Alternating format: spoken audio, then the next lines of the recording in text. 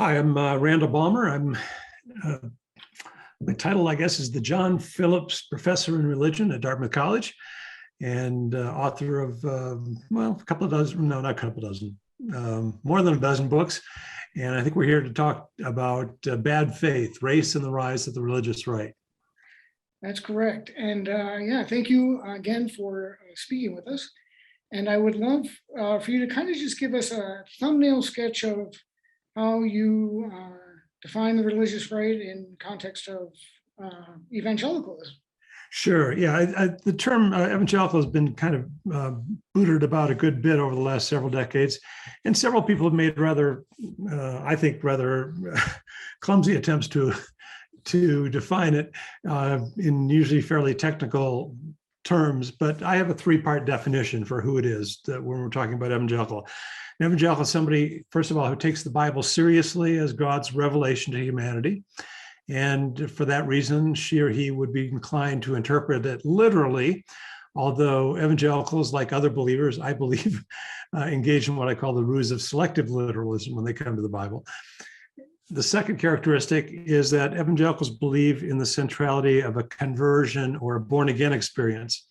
And this comes from the third chapter of St. John in the New Testament, when Nicodemus, a Jewish leader, visits Jesus by night to ask how he, Nicodemus, can enter the kingdom of heaven. And according to John's gospel, Jesus replies, "You must be born again," or in some translations, born from above. And for evangelicals, this is a very important moment because it signals the turning away from sin to salvation, from death to life, from hell to heaven, to put it in the crassest terms. And usually an evangelical will be able to recount the circumstances surrounding her or his conversion experience. And the third characteristic is that evangelicals take seriously the mandate to bring others into the faith. And they talk about evangelism or missionary enterprises and so forth. It's been my observation over the last half century that they tend to hire professionals to do it for them.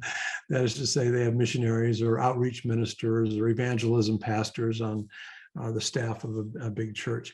But at least ostensibly, an evangelical would take seriously that mandate to bring others into the faith. So that would be my three-part definition. And to give some idea of numbers, I think the numbers have been falling recently, but somewhere up to a third of the population in the United States probably would fit that definition. Now, in terms of the religious right is a movement. I'm sure we'll talk more about it later in this conversation. A religious right is a movement that really began in the late 1970s, and it is populated overwhelmingly by evangelicals, particularly white evangelicals, as we saw in the 2016 campaign with Donald Trump. But religious right is kind of an umbrella term for this loose confederation of organizations and individuals. Some people call it the Christian right. I find that term deeply offensive, frankly, because as a person of faith, I don't find anything Christian about it, or very little Christian about it. So I prefer the term religious right. Well, and yeah, that's a great overview, and thank you for that. So I guess the question then becomes this kind of, we've seen in our readings prior to this that some of the abolitionist movements, and there was kind of a progressive tint, or not tint, kind of activism to Sure.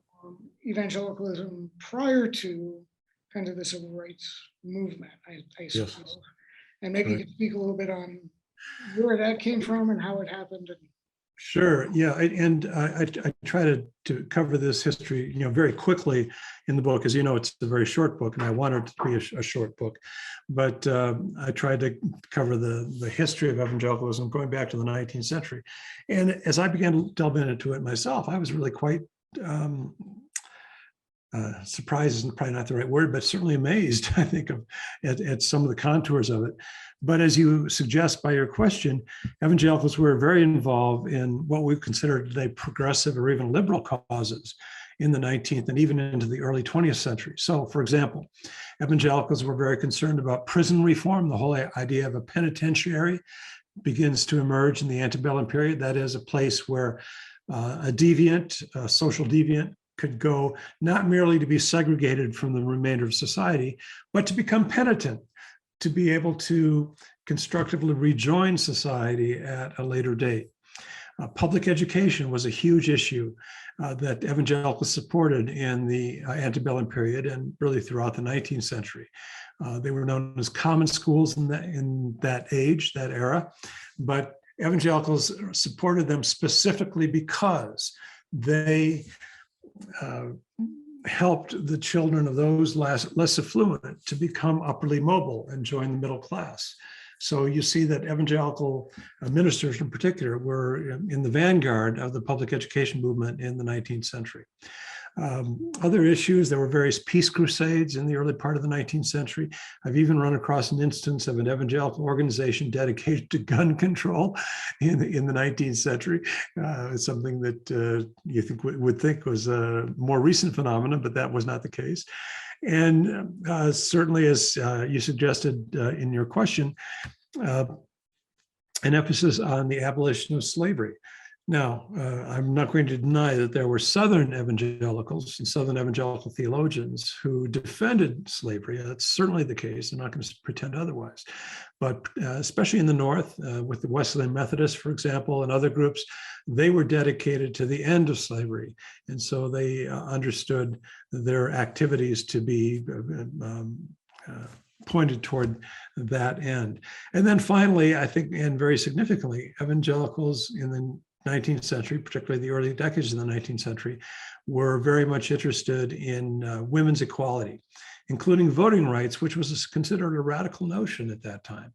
And so, again, to look at the whole body of evangelical political activism and social concern, if you would plot that along the lines of a contemporary political spectrum, there's no question that it would lean certainly to the left, maybe in some cases far to the left compared to our current political climate these days. And so that, again, is part of the further irony or paradox that you have a movement that is associated with those on the margins of society, care for those Jesus called the least of these. And that was very clear in the 19th century. And then you juxtapose that with the religious right, and there's this radical discontent. Actually, I'll mention one more issue that I failed to list, and that is that evangelicals, particularly Charles Grandison Finney, who was by any account the most influential evangelical of the 19th century. Charles Grandison Finney, as well as others, were vigorously opposed to free market capitalism. Charles Grandison Finney said that a Christian businessman was an oxymoron because business elevated avarice over altruism. And so that too was part of the whole overall package of evangelical political activism in the 19th century. Yeah, that's interesting because it brings us kind of the thesis of your book that there's this origin myth, as you call it, of abortion kind of taking this new political, taking on the new political crusade of evangelicalism. Right. But you situate it somewhere else, and I guess you could kind of maybe help us understand. Sure. Sure. Well, this is what I call the abortion myth. The abortion myth is the fiction, or it is a fiction, that the religious right galvanized as a political movement in the 1970s in direct response to the Roe v. Wade decision of January 22nd, 1973.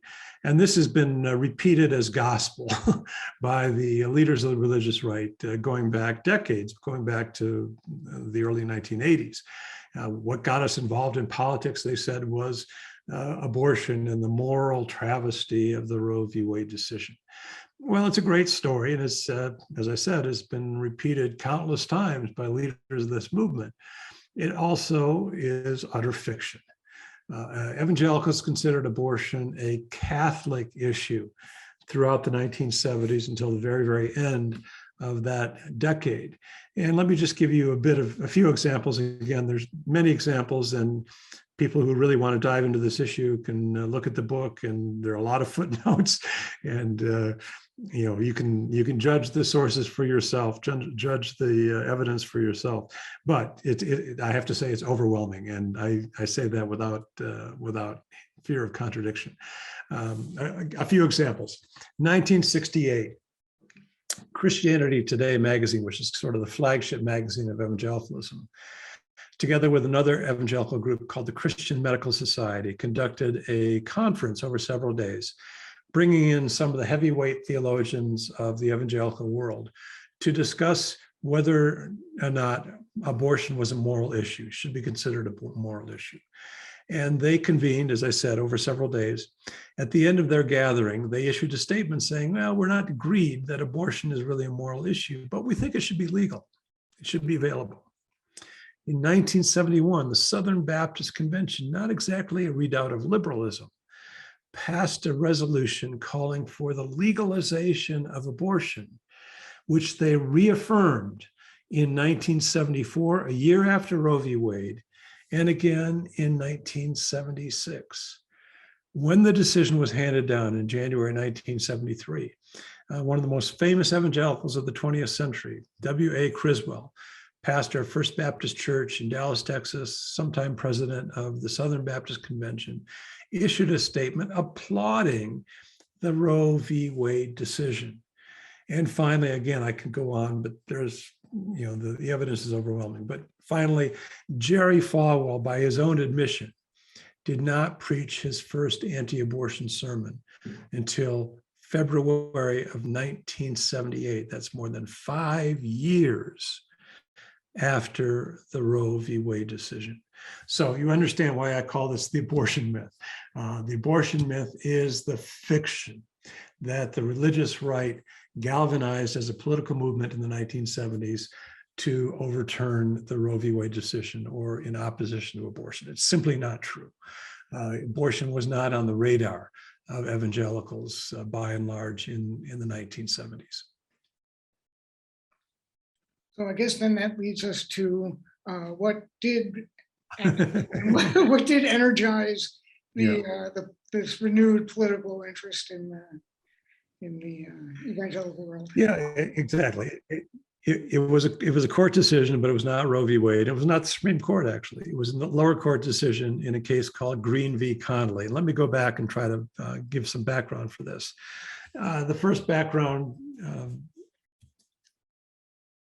issue that we have to consider is the Brown v. Board of Education ruling of May 17, 1954, when the Supreme Court called for the desegregation of public education in the United States, quote, with all deliberate speed, a wonderful phrase that coming down from the Supreme Court. The second background consideration is 10 years later, with the signing of the Civil Rights Act of 1964 by Lyndon Johnson on July 2nd in Washington, D.C. Huge, monumental legislation that outlawed racial discrimination in public institutions, in American life, at least it tried to. Well, as schools began to be desegregated, as I think everybody knows, a lot of whites only, many of them church-sponsored schools began to spring up, known as segregation academies, where white parents could send their children to school without having to worry about desegregation. Well, about this time in Holmes County, Mississippi, the number of white students in the public schools, the first year of desegregation, dropped from over 700 to 28. The second year of desegregation in Holmes County, Mississippi, the number of white students in the public school system dropped to 0.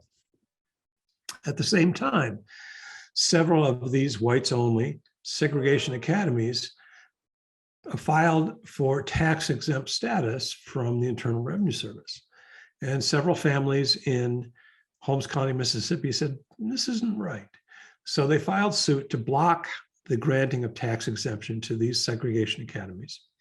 That suit was combined with another suit, and it worked its way up through the court system to the district court for the District of Columbia in a case called Green v. Connolly. And on June 30th, 1971, the district court for the District of Columbia issued a ruling that said, in effect, any organization or institution that engages in racial segregation or racial discrimination is not by definition a charitable institution, and therefore it has no claims on tax exempt status. Well, Richard Nixon, who was president at the time, concurred, said, yeah, this is right. And he instructed the Internal Revenue Service not to issue any more tax exemption to such institutions. Gerald Ford agreed with that ruling as well.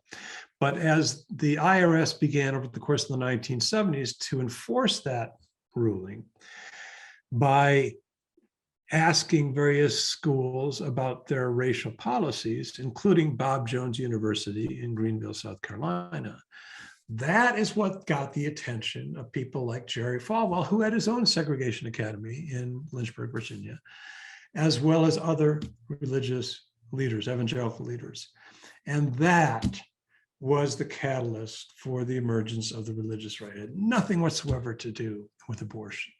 By the way, again, the book is full of evidence, and I invite readers, I challenge readers to go through and, with a fine tooth comb, anything you want to do to try to ascertain the truth of what I'm saying. But I'm very confident about what I'm saying. But one of my sources on this is Paul Weyrich, who was a conservative activist, really the architect of the religious right in the 1970s. And I was at a small closed-door meeting with Paul Weyrich and other, honchos from the religious right, including Ralph Reed and Richard Land and Ed Dobson, who was one of Falwell's lieutenants at Moral Majority. And in the course of the first session, Weyrich made a rather impassioned speech. He said, let's remember that abortion had nothing to do with the genesis of this movement. And he was quickly supported by Ed Dobson, who said, yes, I agree. He said, I sat in the non-smoke filled back rooms when the religious right was formed, and I can't remember anybody saying anything about abortion. And immediately after that, at the end of that session, when there was a break, I went to Weyrich and I said, I want to make sure I understood you correctly. Abortion had nothing to do with the origins of this movement. He said, absolutely not. He said, I've been trying since the Goldwater campaign in 1964 to get these people, meaning evangelicals, interested in politics. He said, I tried the school prayer issue. I tried the abortion issue. I tried women's rights issue. I tried the pornography issue. Nothing got their attention until the IRS began to come after these schools in the 1970s. He said, was the reason for that movement. It had nothing to do with abortion. I think that you also kind of lay out in the book that some of these, especially Falwell, but others were very not influential, but they had been fighting against the civil rights movement. Sure. And had been talking about MLK, sure. Martin Luther King as a communist, and kind of these veiled racial attacks. Right. So it's not entirely out of character for them to start segregation in schools and then kind of. No, that's absolutely right. Jerry Falwell used to refer to the civil rights movement as civil wrongs. He made bitingly condemnatory statements about the Civil Rights Act and the Voting Rights Act and so forth.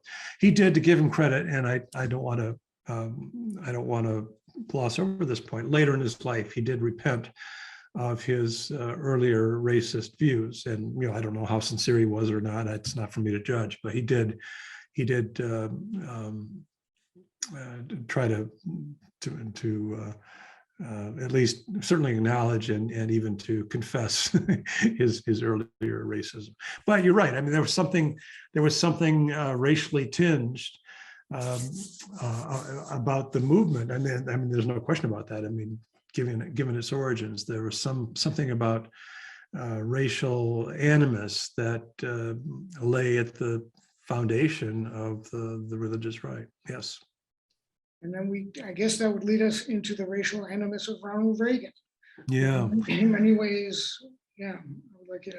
Yeah, that to me, that was one of the surprises for me as I did the research on this book and wrote the book. Not that I didn't believe that Reagan probably was racist. It's always hard to say that because you don't know what's inside an individual, but I was certainly aware of some of his policies and so forth. But as I began to kind of look over his life and his career, it was really quite alarming to me what some of the things that he did and stood for. I guess maybe I'd forgotten some of those things from living through his presidency. But what I discovered, for example, is that he actually became politically active in California politics in opposition to the Rumford Fair Housing Act of 1964, which sought to guarantee equal access to both rental housing as well as mortgages. He was an outspoken opponent of both the Civil Rights Act of 1964 and the Voting Rights Act of 1965. Throughout his political campaigns, he repeatedly invoked the specter, this racially charged phrase of law and order. And he also talked about these mythical welfare queens, these women of color, supposedly. He was never able to produce any of them, but he was sure that they existed. Women of color who lived, these extravagant lifestyles off of the public dole. And for me, in many ways, the clincher, and I do remember this from the 1980 campaign, Ronald Reagan opened his general election campaign for the presidency on August 3rd, 1980, in, of all places, Philadelphia, Mississippi, at the Neshoba County Fair. And this is where 16 summers earlier, members of the Ku Klux Klan, in collaboration with the local sheriff's department, abducted, tortured, and murdered 3 civil rights workers, 2 Jews and an African American, during Freedom Summer 1964. And Reagan, of course, was the master of symbolism. And lest anyone miss his meaning, during that speech at the Neshoba, it's still staggering to me in many ways, Neshoba County Fair in Philadelphia, Mississippi, he invoked that decades-old segregationist battle cry, "I believe in states' rights." And then, you have to go through his tenure as president of the United States. He eviscerated the Civil Rights Commission over the objections of many people, including Theodore Hesburgh, who was the longtime president of the University of Notre Dame. And you look at the economic policies, the tax cuts overwhelmingly favoring those who were most affluent, and the burden resting squarely on actually both the middle class as well as lower income folks, who tended, of course, disproportionately to be people of color. So for me, Ronald Reagan is really, as I wrote the book, it became clear to me that he was the bridge figure between the origins of the religious right in defense of racial segregation in the 1970s and jumping ahead to Donald Trump in 2016 and again in 2020. Right, and I think one of the 2 things that I was struck to, again, reading the book, was the Rehnquist. Yeah. Oh, yeah, right. Yeah, to this Bob Jones University case, right. And then the C. Edward Koop, too, right, was part of this movement. Maybe you could kind of unpack those 2. Yeah. Well, the Rehnquist thing, let me talk about that first. Yeah. What happened with the Bob Jones case, and again, I think a lot of folks will remember it, but the Bob Jones case where, well, first of all, let's go back to 1970s. After years of warnings, finally on January 19th, 1976, the Internal Revenue Service revoked the tax exemption of Bob Jones University in Greenville, South Carolina. And this, of course, prompted an outcry and further fueled the origins, the rise of the religious right, but also Bob Jones wanted to challenge that in court. Well, eventually, in the fall of 1982, that case, the Bob Jones case, made its way to the Supreme Court. At that time, of course, Ronald Reagan was president. And initially, the Reagan administration wanted to argue before the Supreme Court on behalf of Bob Jones University that it should be allowed to keep both its tax exemption as well as its racially segregated policies. And the outcry was so great, the public outcry was so great that the Reagan administration backed away from that. So nevertheless, the case was heard before the Supreme Court. And in May of 1983, the decision was handed down, turned out to be an 8-1 decision against Bob Jones University. The sole dissenter was William Rehnquist, the Associate Justice at that time, the same man that Ronald Reagan later elevated to Chief Justice of the US Supreme Court. So I'll let your listeners make of that what you will. But to me, that's a fairly telling Yes. coincidence. I guess we could wrap it up with just kind of what do you think this, I guess in the truest possible terms, like what does it matter that this is the real origin of the religious right? Well, on the face of it, probably it doesn't. I mean, and I say that understanding that many people associated with the right, with the religious right, I would probably even guess most people associated with that movement are sincerely dedicated opponents of abortion. I believe that many of them are, if not most of them are. So that's not the issue for me. The issue is not so much abortion as it is racism, which again lies at the heart, at the foundation of the religious right. The analogy I use in the book is a building. You can construct a beautiful building with all sorts of fancy appointments and filigree and whatever you consider to be architectural finery in that structure. But if the foundation of that structure is compromised, if it is resting on rotten timbers, then I think the integrity of the entire structure is compromised and undermined. In the case of the religious right, there's no question. And again, I say this without fear of contradiction, that this is a movement that had its origins in racism, a defense of racial segregation in evangelical institutions. Now, that's not to say that all religious right people are racist. I'm very careful not to say that in the book. I don't believe that, and I don't believe that's the case. But nevertheless, you have a movement that is grounded in racism. And by the way, I think that's one of the reasons that you had 81% of white evangelicals, and the modifier white is very important here, who supported Donald Trump in 2016. Because racism is at the heart, at the foundation of this movement. Now, I happen to believe that repentance is good for the soul. And I think that one way forward for this movement would be to acknowledge and to repent of the racism that is inherent in that movement. I'm not holding my breath that's going to happen anytime soon, given the leadership or the so-called leadership of the movement these days. But I think it is important to understand the historical origins of this movement. And it's a movement, let's remember, that has utterly reshaped the American political landscape over the last 4 decades. And I think we have to acknowledge that and understand that this is a movement with a great deal of power, and yet it is, I think, flawed from the inside out. Well, I would like to end on some hopeful matters, but I think we could continue to talk about this for many hours, I would imagine. So that's probably we could. So if you have any uplifting last words that we can end on, that would be great. Yeah. Well, I think I don't have much, but I do. I do want to point to the importance of hope, and this is not just as a campaign slogan that Barack Obama used, I think, very effectively in 2008.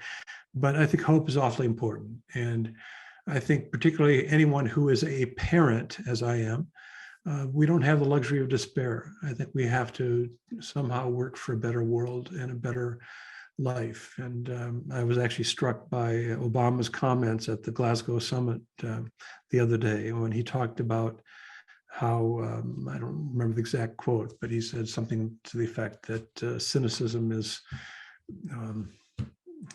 deadly. That's not exactly what he said, but that was the gist of it. And I think that's important to remember. We have to be hopeful, which means that we can't give up. We have to work for a better world, if not for ourselves, for our children, because we owe it to our children.